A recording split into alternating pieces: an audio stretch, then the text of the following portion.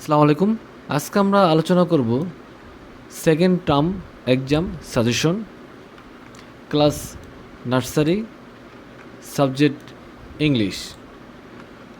সাজেশনটির সর্বপ্রথম আমরা দিয়েছি 1 নম্বরে write capital and small letters, A থেকে জেড বড় হাতের এবং এ থেকে জেড ছোট হাতের।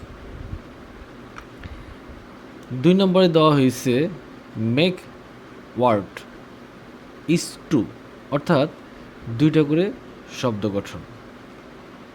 এস, এন, এম, ও, আর এগুলা শব্দ গঠন 2টো করে দিয়েছি আমরা এখানে, এবং জেড, ওয়াই, ভি, পি, টি শব্দ গঠন 2টো করে আমরা দিয়েছি।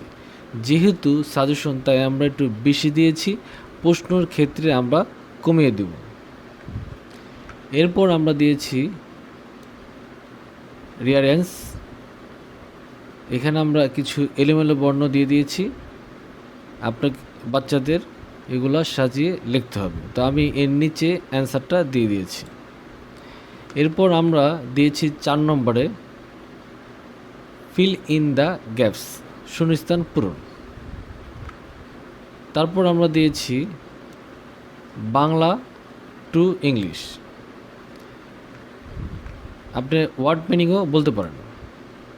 বাংলা লেখা থাকবে, ইংরেজিতে লিখতে হবে। আমরা এখানে